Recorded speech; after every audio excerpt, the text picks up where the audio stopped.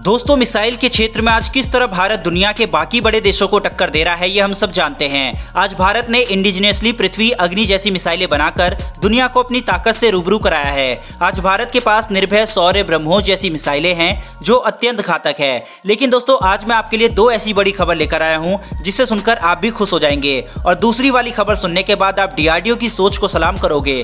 लेकिन स्टार्ट करते हैं पहली खबर से। दरअसल दोस्तों, आज वेस्टर्न फ्रंट के मोर्चे को देखते हुए भारत वायुसेना के साथ साथ अपनी नेवी को भी ताकतवर बना रहा है। जब भारत का दुश्मन चीन जैसा हो, जो कि समुद्र में तो अमेरिका से भी भिड़ने की ताकत रखता है, ऐसे में इंडियन नेवी का ताकतवर होना अनिवार्य है, क्योंकि ज्यादातर देशों से चीन समुद्री रास्तों से ही दबाव बनाता है और यकीनन चीन समुद्र में बेहद ज्यादा ताकतवर है। लेकिन भारतीय नौसेना भी चीन से कम नहीं है और लगातार भारत अपनी नेवी को अत्यंत ताकतवर बना रहा है। इसी कड़ी में भारतीय नेवी को चीन के खिलाफ और मजबूत बनाने के लिए भारत सरकार एक बेहद ही घातक हथियार इंडियन नेवी के लिए खरीदने जा रही है। इंडियन डिफेंस न्यूज के मुताबिक भारतीय नेवी लंबे समय से अपनी सबमरीन के लिए लंबी दूरी तक मार करने वाली हैवी वेट टॉर्पीडोज की मांग कर रही थी, जो कि कम से कम 60 किलोमीटर तक वार कर सके। बताया गया है कि पीएम मोदी हाल ही में G20 समिट में हिस्सा लेने के लिए रोम गए थे। तब वहां इटली के प्रधानमंत्री से बातचीत के दौरान इटालियन हथियार विक्रेता कंपनी पर जो भारत ने 2013 में प्रतिबंध लगाया था, उसे वापस ले लिया गया है। उस समय अगस्ता घोटाला में इटालियन कंपनी का नाम आया था।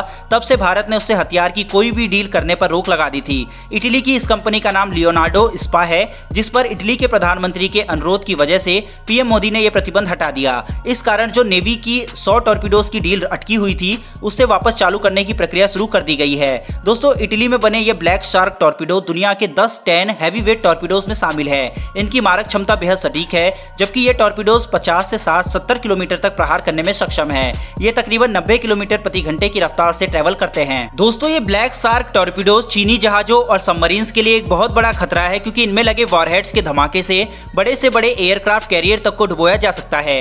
यही कारण है कि 8 साल बाद भी भारत ने इन टॉर्पीडोज को खरीदने का फैसला किया है। चलिए दोस्तों, बढ़ते हैं दूसरी खबर की तरफ, जिसके लिए मैंने डीआरडीओ के विजन की स्टार्टिंग में इतनी ज्यादा तारीफ की थी। लेकिन उससे पहले कल की वीडियो पर आपने जो इतने सारे जय हिंद के कमेंट किए थे, उसके लिए आप सभी का धन्यवाद। हमने 3000 लाइक का एम रखा था उसमें, जो कि आप लोगों ने 2 घंटे में ही पूरे कर दिए थे।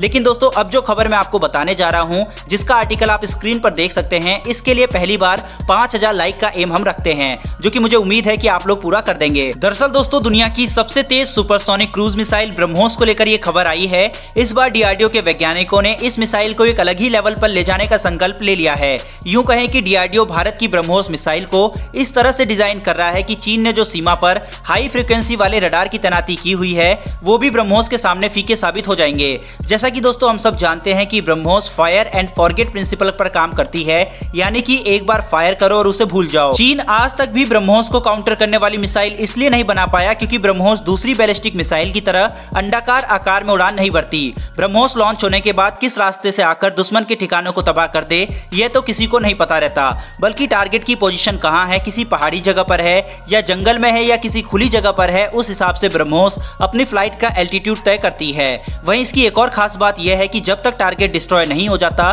तब तक इसकी स्पीड कम नहीं होती, ताकि दुश्मन के इलाके में बड़े से बड़ा धमाका किया जा सके। लेकिन दोस्तों, अब डीआरडीओ ने एक नया विजन और एक नया प्लान इस मिसाइल को लेकर बनाया है। जैसा कि आप आर्टिकल स्क्रीन पर देख सकते हैं कि न्यूज 18 के मुताबिक डीआरडीओ ब्रह्मोस की मारक क्षमता को और अचूक बनाने के लिए इसमें एंटी स्टेल्थ तकनीक लगाने पर काम कर रही है, ताकि जो चीन का रडार है उन्हें आसानी से इसके द्वारा चकमा दिया जा सके। पहले से ही ब्रह्मोस की स्पीड, इसकी लो एल्टीट्यूड पर उड़ान की क्षमता और क्रूज तकनीक की वजह से इसे किसी भी रडार के लिए पकड़ पाना बहुत ही मुश्किल है।